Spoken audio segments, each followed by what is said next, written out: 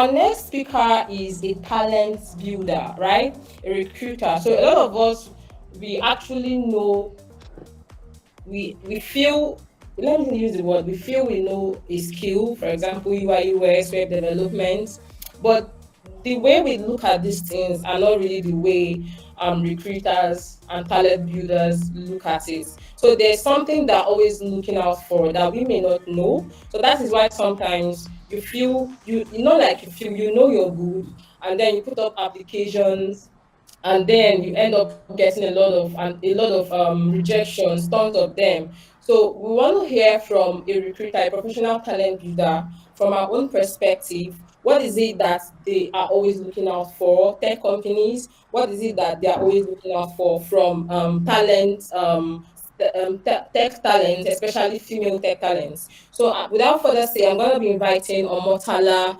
Omotola Adedapo. Sorry if I'm not getting that right. I'm so sorry. So just yeah, Omotola, you have the stage. You have the stage now. All right. Can you hear me? Yes, we can. Okay, and you can see my screen as well as my face. Hello, everyone. Can you see my screen? Hello. Yes, we can. All right. Thank you. Thank you very much. Congratulations again to HerTechTrail for 2 years. I've just been in the background trying to observe. I've listened to all the speakers and I've listened to the amazing things that the Tech Trail team has achieved in 2 years. The amount of achievements, people that have passed through this institution and have been better for it, people that have won prizes. Congratulations to Claire. And thank you so much to the team for putting this together. I'm a lover of tech, I'm a lover of data, digital transformation, anything that gets us on our feet, anything that gets us thinking of better ways to do things, and anything that helps us, think about the future. We, the future of work, which is actually now the now of work, which is, as we say, it's a lot of things that COVID forced us into getting into, should have come at an earlier time. So the kind of speed and rush with which you're trying to catch up with the times, something that we should have been getting used to a long time before now. So that said, thank you so much again to Tech Trail for putting all of this together. So what are we talking about? Employability skills. Um, and I'm just going to share a few points that I have on it. But I wanted to hear from the house. I'm not able to see the chats now, but there's this argument of which is actually more difficult. Getting a job. There's like a job of your dreams. Finding that job or staying relevant, staying on the job without having to get kicked out or being able to add value. So what's your opinion? Can I get in the chat, just put if you think that finding a job is more difficult, put an F. If you think that keeping a job is actually more difficult, put a K. Let's do this quickly. Okay, okay. I'm saying people are saying finding a job. F. Okay, people are saying that finding a job is more difficult. Okay, so okay, it means that we think that that would mean that we think that where we need to demonstrate employability skills would only be at the point of trying to get a job. So it means that we think once we've gotten a job, we'll be able to get through the door. The rest is easy peasy. But we find out that it's easy to lose a job as easy as easy as it is to get a job. Even if you got it that easily, it's also very easy to lose that job. So when we talk about employability skills, the number one thing I wanted to highlight for us this afternoon is the fact that at every point in the career journey, whether you're a fresh graduate, you're just starting off in your career, you're trying to get a job, you've not had any experience, or you start to work and then you're building your experience, and even on the current job that that you're adding value on, employability skills cut across the entire career journey. Be it you're an experienced person, your mid career, your senior career, employability skills at every point in time are required because you need to keep the same energy, as much energy as you used in finding a job, or convincing the recruiter that you're the right fit for the job. It's as important as you need as much energy even when you get on on the road, to keep adding value and to sustain the job. So why do we need employability skills at the end of the day? What's really the fuss about it anyway? All I just need, why can't I just come out of school, I have my degree, I have my qualifications, I see a job that I want and I get it? Why are we talking about employability skills? Word on the streets is, oh, it's difficult to get a job. There are no jobs on the street. People have spent years, after school, and then they're pursuing a particular job of their dream. And then word on the streets is there are no jobs. But for it was said at the introduction, recruiters, headhunters, HR managers, talent management professionals have a different story, because adverts are going out every day, there are vacancies every day, people are resigning every day, and we always have vacancies. But same way job seekers are, on and on about, oh, there are no jobs. We say that we have jobs, we're recruiting. We just don't have enough people that are employable. The right skills that we're looking for in people to put them on jobs are, simply lacking. And this is because, the vast majority of youths, of job seekers that we have, don't have the understanding that there is more to what you bring to the table than what your CV says about you, than the qualifications or the degrees that you have. There are certain skills and competencies that you bring to the fore that recruiters are looking for. Much more aside the technical competencies. It's a whole bucket of many things, and we just want to look at a few of them today, especially as it relates to tech roles. So, both in job seekers, job holders, that's whether you're looking for a job or you currently have one. It's important to understand that employability skills are those things that single you out from the regular person on the street, and someone who's really going to add value to the role that you're trying to get. It's not so much about finding a job at the end of the day.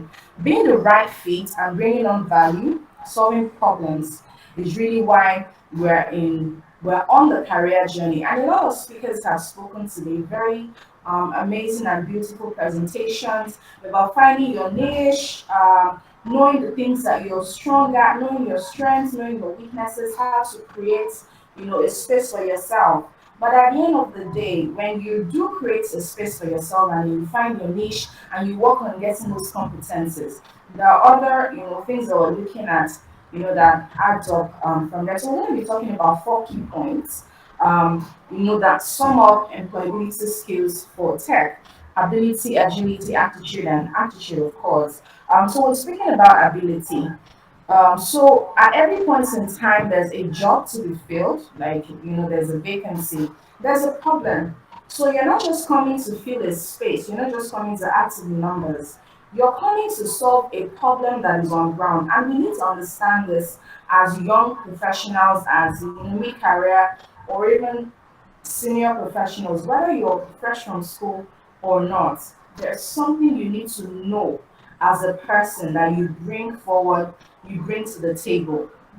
So, what are those things that you have built in yourself that you are able to do, able to bring forward? So, you're only as relevant as the problems you're able to solve at the end of the day. Like John said, identify the tech space you want to play in, and acquire the skills and competencies you need to thrive in that space. So it's not so much about knowing, oh, I want to do UI, UX, I want to do product management, I want to do business analysis, business intelligence, different tech jobs. There are a lot of tech, as in the tech world is very wide.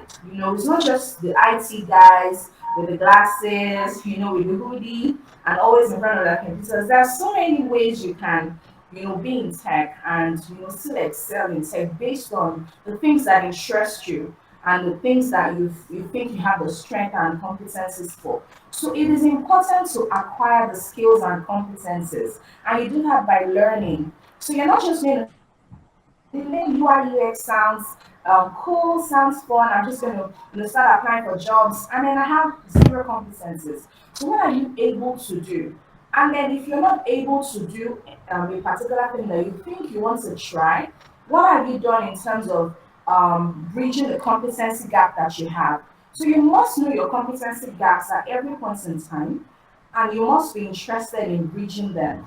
You don't go applying for jobs that you have zero knowledge about. That's the first thing. So speaking about ability. And so we're just going to, under ability, we're speaking about some competencies that are, unique to tech in a way. So we have, as someone who wants to be in tech, you must be creative and innovative. The ability to create, conceptualize, innovate, learn, unlearn, and relearn. Your mind must be thinking, about, better ways of doing things. You must be able to put things together, being analytical. Data is life. So you can't be someone who, you know, does not like numbers. You can't be someone who gets a panic attack when you see different numbers on the spreadsheet and then you go, oh my God, what is this? What do I do with this? You can't be that kind of person and you excel in tech. So you must love numbers, you must love stories, you must love putting things together, drawing insights. You must be someone who has the ability to look at a situation or look at a scenario or look at data presented before you and you're able to draw out a story, draw out an insight to share with your stakeholder for business decisions. And then you must be someone who's able to create. That creative ability, innovative ability is bliss. There's no way you're going to thrive in tech without the creative ability. And now, I must say that there are some things that we're born with by virtue of our temperament, our DNA, our personality, and there are some things that we can learn. So if you're naturally, so there's a place of your natural strengths. There's also the place of things that you can easily connect to, plug into, and learn. To harness your skill and competence in that area. Thirdly, you must be someone who's process driven. Being able to pay attention to fine details. You can be someone who is very erratic, very spontaneous, and then just doesn't really care about how things need to connect to each other. So you find that a lot of people who are in tech, they're in terms of the temperament, they're melancholic, very analytical, very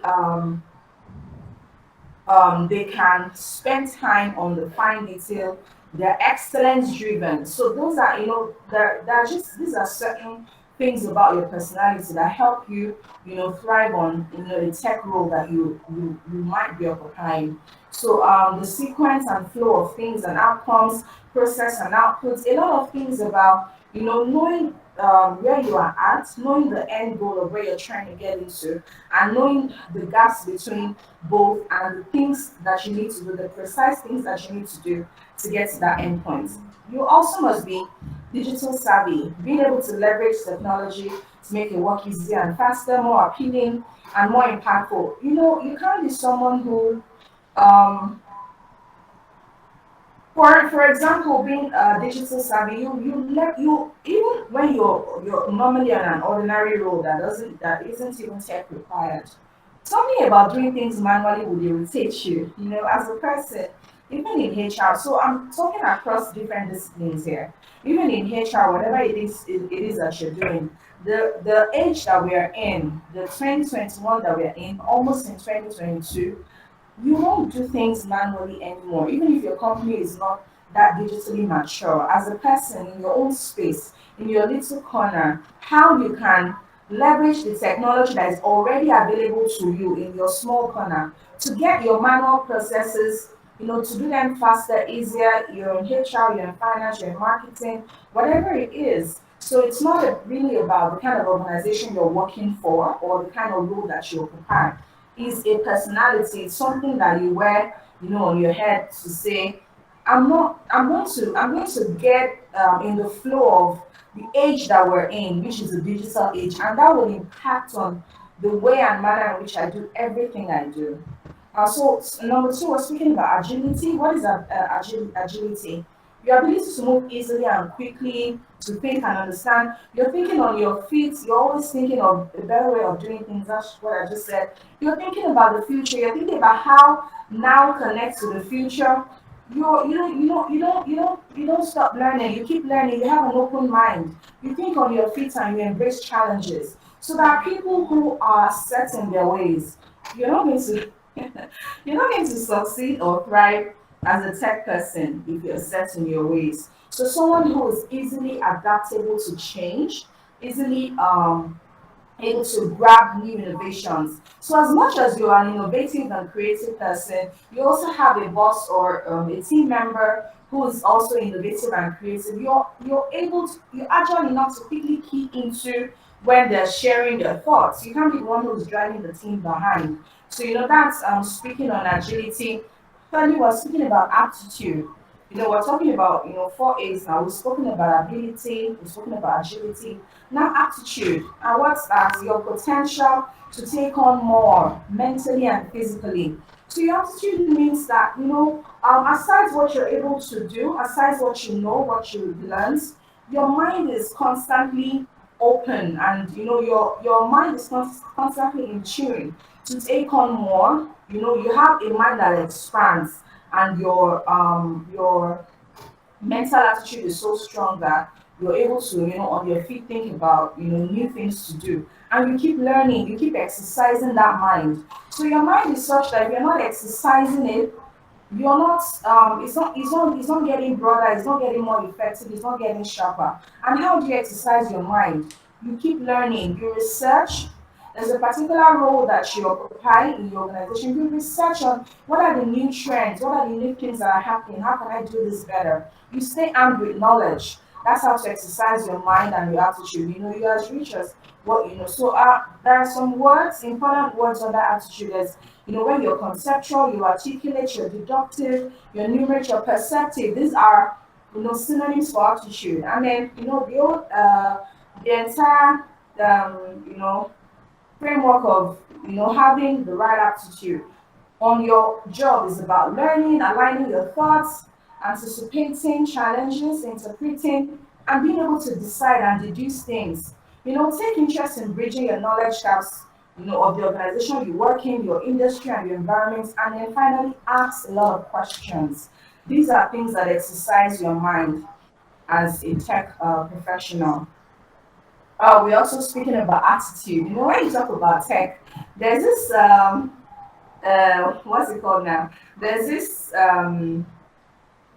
maybe it's a norm, or it's just there about how people are supposed to look. They're always looking scruffled, they're boring, they don't have a social life, they're always wearing glasses. So there's just a way that tech people look. You don't have to look that way. So attitude is not just about behavior, it's also about appearance, also about the presence that you carry. You can be the tech girl with a touch of sauce. You can be the what the you can have so it's not necessary that tech people are always melancholic. You can have a different personality, a different temperament. You can be outgoing, engaging. I'm someone like that. I'm very expressive, outgoing. I'm very engaging. I'm full of life, and I love tech. I love digital transformation. I love analytics and BI and all of that. So they don't being a tech person does not mean that you're just in one hole focused on your laptop, you don't take calls, you don't chat, you don't go out, you're not engaging, you don't have good interpersonal relationships. So that the appearance, the aura that you bring to people around you, the content of conversations that you have, that the things that draw people to you, and then you feel more fulfilled, more full of life, depending on the kind of things that are priority to you anyway. Bringing your full and authentic self to your job. So we spoke about finding a job and then keeping it. So you're on the job currently. How do you deliver your work? The first step is agreeing, sitting with your team lead, your manager, your line manager, agreeing your objectives and KPIs, your performance targets, work styles and deliverables. How am I supposed to, how do you want me to work? Are we working remotely? Are we working on site? And then if you're working remotely, when do you need me to turn in my deliverables? What are my targets? What are my timelines? So being someone who's excellent, someone who's paying attention to details, being able to turn in work on time in full and without so much errors. These are things that behavioral competences and attitude, an attitude that sets you apart at work and helps you add value to your work. And people single you out and say, "This girl is actually different." Clarify how you can be of value to the team. Be a team player. Ask a lot of questions. Ask about your team. Be a great team player. Always want to support. Always want to help, and always want to be the plug that keeps everybody together on the team. We've spoken about ability, we've spoken about agility, we've spoken about attitude and aptitude. We also spoke about some competencies, being creative and innovative, being analytical, your process driven, and then your digital savvy. So that's really about it. Just to summarize and conclude. Like I said at the beginning, employability skills, when you hear, oh, I need to be employable, it's not just about what you do in the course of application or the interview process or getting hired or getting the space. It's about everything that makes up your career journey, everything that makes up your brand. As a lot of things have been said before now, but as you show up on LinkedIn, the kind of content you put out, the kind of brand how you position yourself as a professional, the kind of relationships that you have, the kind of people that you get associated with, the space that you build for yourself, the niche that you have. So a lot of things go into what makes you a rounded professional, both your technical competencies, your behavioral competencies, your relationships, how you express yourself, how you position yourself, and how you add value to your team. So that would be all. Thank you very much for listening. I'm going to Yep. share my screen now. Yeah, this was amazing. Thank you very much, Omotola.